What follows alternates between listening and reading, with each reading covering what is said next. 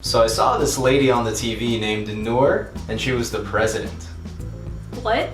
I'm foreshadowing your outro. Michael, that's not how that works. I have 4 shadows.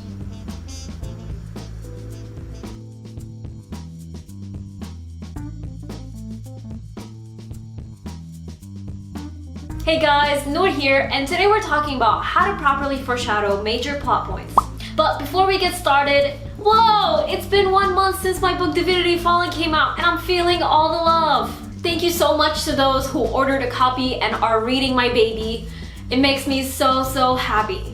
And of course, Divinity Falling is available on Amazon, Barnes & Noble, Book Depository, IndiePound, and more. You can even request it at your local library, which is great because then it will remain on those library shelves and be in circulation. Okay, so let's talk about foreshadowing. For those who don't know what it is, it's pretty much clues you leave behind of events that will happen later on in the story. But these aren't used every 5 seconds. It's more like rare clues. It's just there to get the reader thinking of what's to come. In other words, you want to foreshadow, not foretell. Otherwise, the clues will be so obvious that your readers will solve the story before anything happens. So basically, don't just write something like, she saw the knife in his drawer, the same knife that he would later use to kill her. Like, that just gives everything away. In this case, you're not even foreshadowing, you're just giving spoilers. So that's the first thing to keep in mind. And I cannot stress the importance of being subtle, which I'll talk more about in a bit.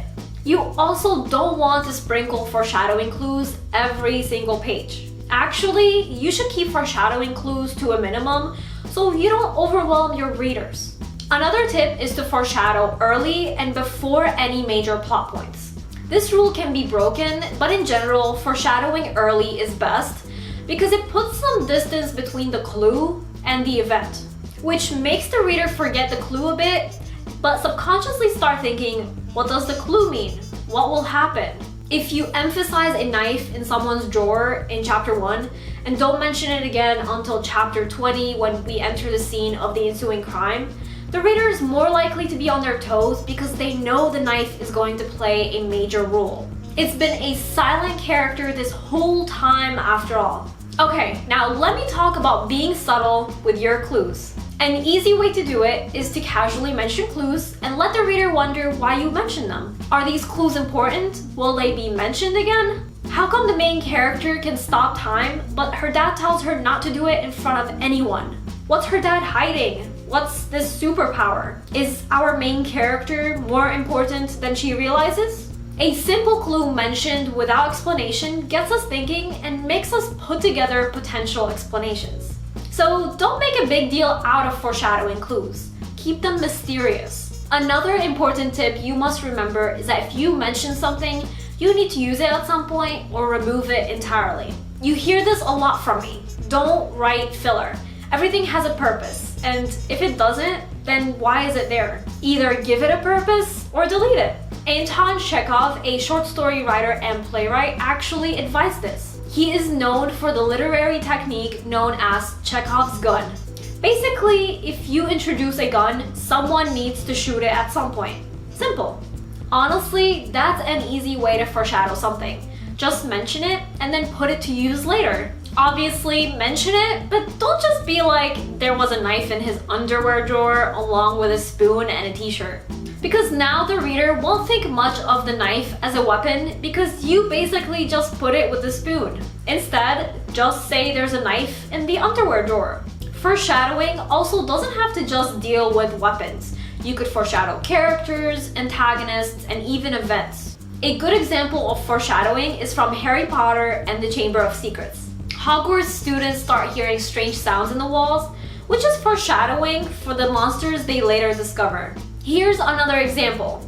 If there's a closet that's always locked at the beginning of the story, it can foreshadow the skeleton we'll discover inside later on. And the great thing is that the only thing you have to mention is that it's always locked. No need to explain why it's locked. You can even leave other hints, of course, like the antagonist locking up the door really fast when the protagonist shows up one day.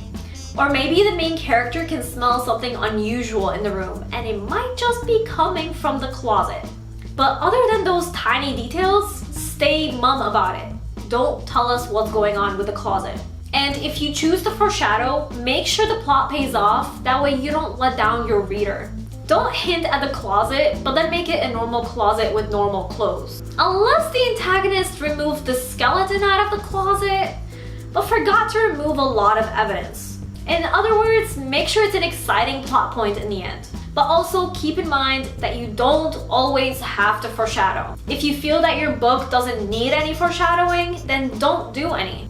Don't force it. Foreshadowing is great when you want to enhance suspense and tension, but it's not mandatory. But if you really want to foreshadow and can't figure out how, you could always wait until you finish your first draft. That way you could see how everything fits together.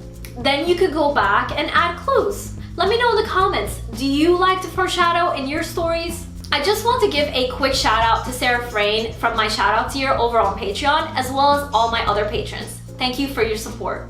There you have it, how to properly foreshadow major plot points. If you enjoyed this video, make sure you leave a like and subscribe, and don't forget to follow me on social media, that way you can see what I'm up to and be in the know. And remember, Nour for president!